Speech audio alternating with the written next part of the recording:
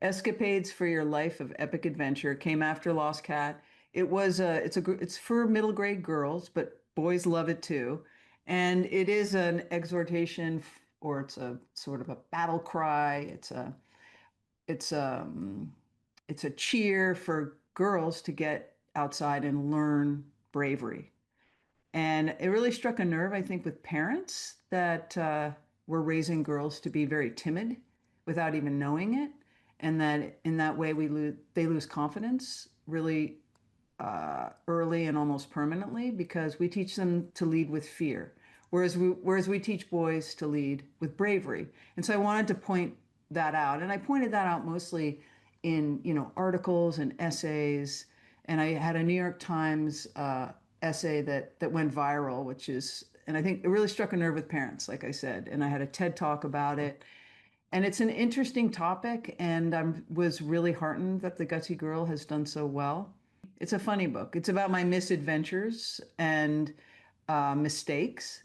And, so each story, it's basically adventure stories that all have sort of lessons in them that can be taken away, but they don't hit you on the head too hard. When I was very young, I wanted to set a world record, like most kids my age did. We were obsessed with the Guinness Book of World Records, and I didn't have any talents. So I decided to set the world record in crawling. And at the time, crawling, the record was 12 miles, 11 miles, something like that. I can't remember. It's in here. And it's kind of about my attempt. Did I make it? No, because that's a long way. And I was completely naive. I was like 14, so I wasn't, completely naive, but I was pretty naive. I thought it would be easy.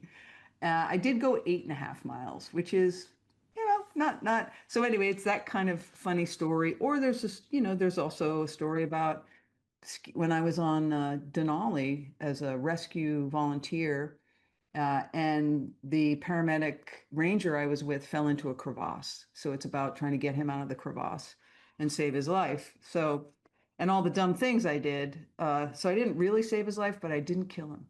And you will see in the book. But there's also a lot of, fun graphs, infographics. So this is illustrated by my wife then, and we're exes now, but we're still very tight. That's what my last book is about. But she illustrated it. And most people know who she is, Wendy McNaughton. And so there's lots of really fun, and there's space for journaling. So it's short stories and lots of illustrations, and I think it can really grab kids' attention. Do not mistake me for a mountain climber. I do a lot of adventures. I have been sea kayaking around the world. I've been whitewater rafting around the world. I was a paraglider for many years. But I have been on Denali twice for extended periods of time as a rescue volunteer. But I'm not an expert at anything. I have some basic components of high physical fitness and a good mindset, bravery, and so I'm a good teammate. But I'm not a. I find people who are mountaineers kind of baffling. Yeah. But nevertheless, yes, have been on a blizzard on Denali, which is considered one of the toughest mountains in the world.